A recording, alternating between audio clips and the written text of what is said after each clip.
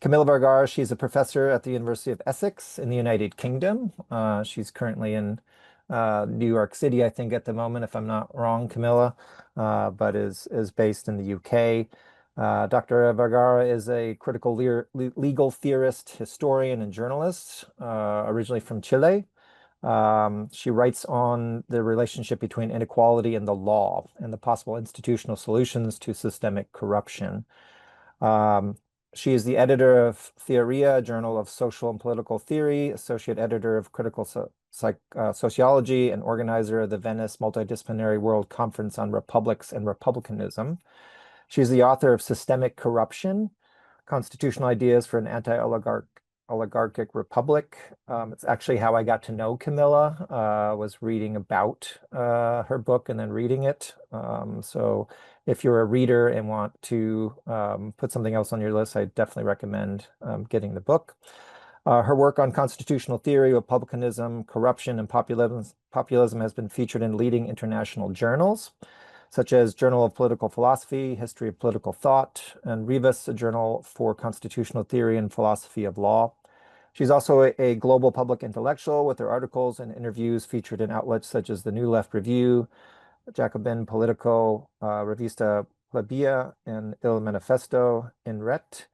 And I think one of the things I really appreciate about Camilla is though she operates in what you've heard maybe as being really the academic world, or perhaps even as the theoretical world, that's not who she is. She's very well grounded into community frontline reality. I should say that isn't all that she is, but she's anchored into what I would say is really the reality of grassroots organizing. And so I think that makes her really a powerhouse. So she's been very active in advising and collaborating with grassroots organizations on rights, deliberative democracy, community-based forms of governance. I know both in the UK as well as in Chile and perhaps even in other places. So Camilla, thank you again for being available.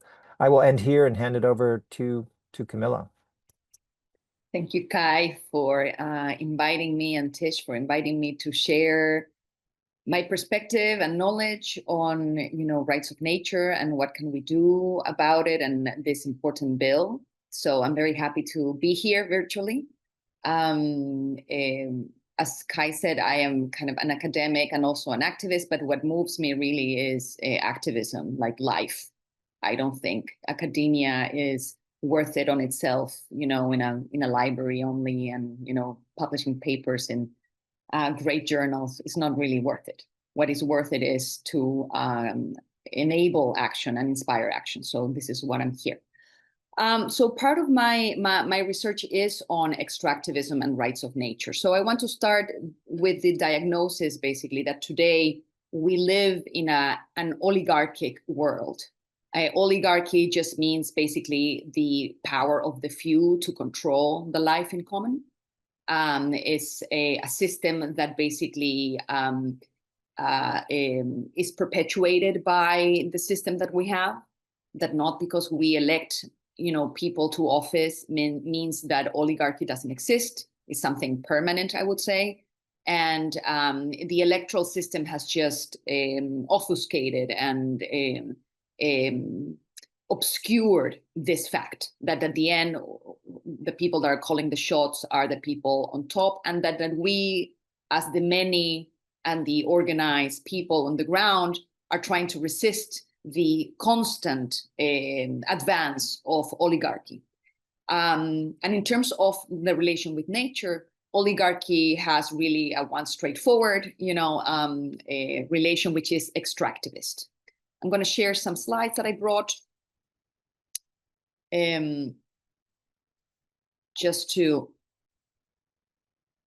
basically illustrate a little bit what I'm saying. Is that basically we are today, if we think about the political and economic system really merged, which is very evident today with Trump in office, but it has always been like this, and it's in crescendo in a way. It doesn't matter who is in office. This is ongoing.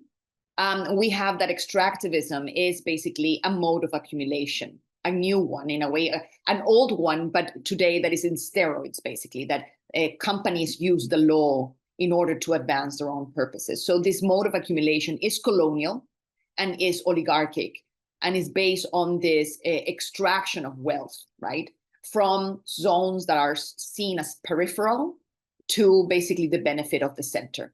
That happens within countries and worldwide, right? So in terms of extractivism internationally, we have that countries like the United States or France and Canada, one of the worst offenders, Australia, they basically go places and set up their mining or whatever industry they have, and that specifically touches water. Water is at the center of the mining industry. Water is needed to cool down the processes, to process the mineral. So basically anywhere that there's mining, there is basically 3 times more demand of water from these companies, and basically the community is sacrificed in this search for accumulation.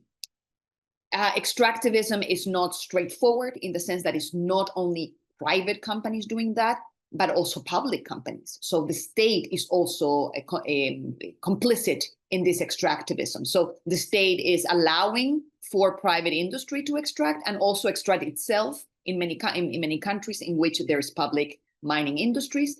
And moreover, there is mixed endeavors. So there are, for example, companies that are with 51% of state funds, and then there's private. So basically, the state is complicit on this, and I'm going to talk a little bit about the evolution of the rights of nature from this lens. So basically, what extractivism does is extract the raw materials from the earth and from the people, and basically these are together, and taking grabbing the water and polluting the water is part of damaging both.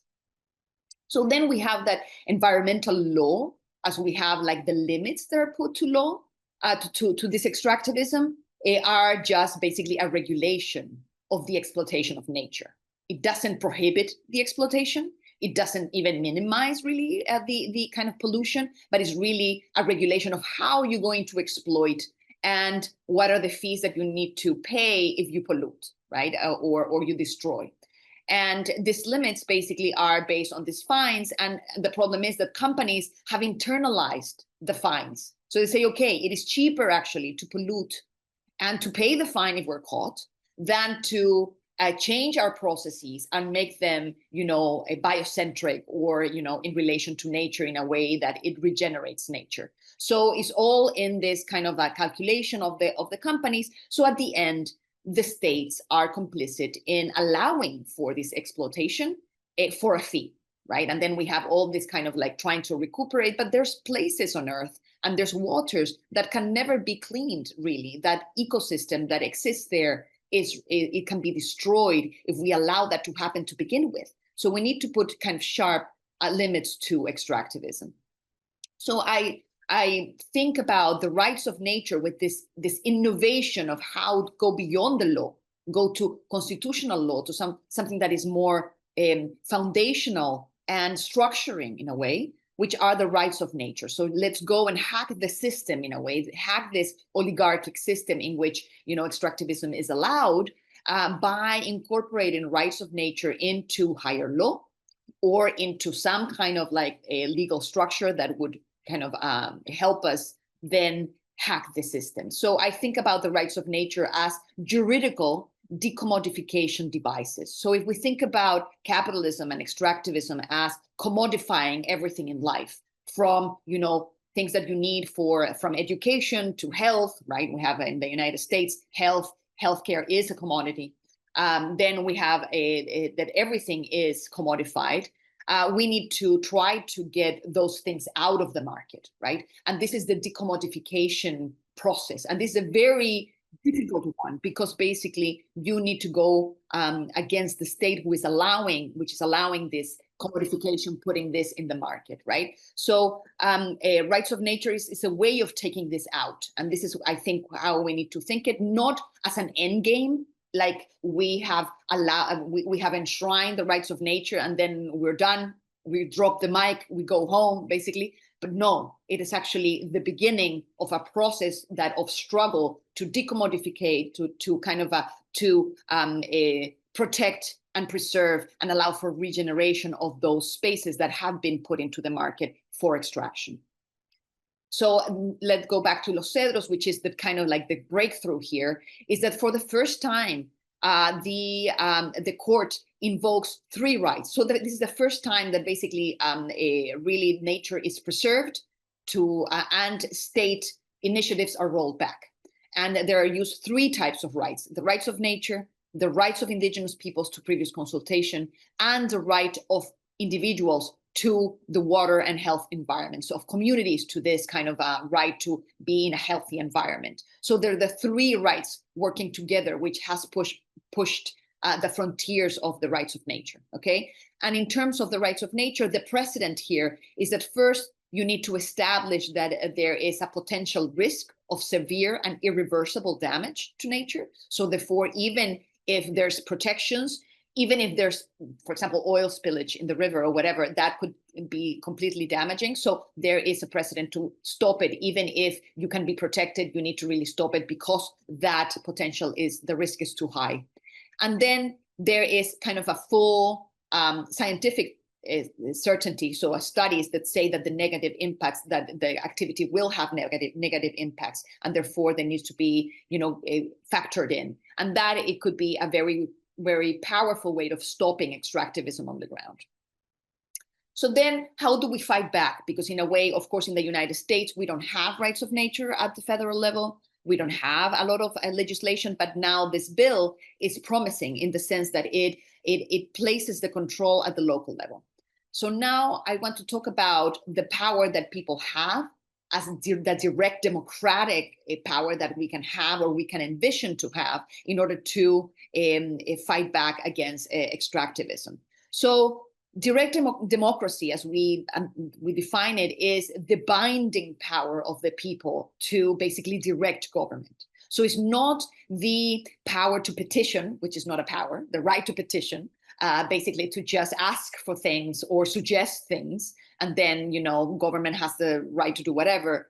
But actually, direct democracy has to do with processes that would force government to do certain things or stop doing certain things without going through the judicial path, which has been for the last 20 years in the US, the only path for redress. Basically, through referenda or plebiscite or initiatives on the ground, people can force a government to do things. So we have, on the one hand, initiatives of law, and we have kind of this bill in New York is kind of initiative, but it's just a suggestion, because then it has to be kind of get into the legislature. You can have a veto of public policy or a recall election of, your representatives. Another way of actually affecting the local participation or local endeavors is the what is called the participatory budgets, in which local organizations have control of some percentage of the budget, and therefore there's some kind of wiggle room to do a restorative and regenerative policy. So in terms of history of direct democratic practices in the world, for you to have like an idea of how these things play out and how actually the system tries to kind of phagocytate and eat basically this kind of initiatives and then kind of marginalize them and defang them. We have the first participatory democracy is Switzerland. In 1848, they established citizen initiatives with 100,000 signatures. So you, as a regular citizen, they have local assemblies. They can put forward an initiative and then basically have signatures in order to put it in a ballot. California also have this famously, right? In 1911, it was enshrined basically the initiative of law. You need to gather 5% of signatures, or constitutional reform or a recall with different percentages. So you have some way of input in the system in order to trigger referendums and basically force the hand of government. Uruguay also had this since 1917. However, it was never used until the government tried to privatize water. And then after, there was a push for companies to take over water, then people started demanding that laws and regulations were passed to operationalize this and be able to fight back. And that was the case. And then Italy, the same thing, and with water again.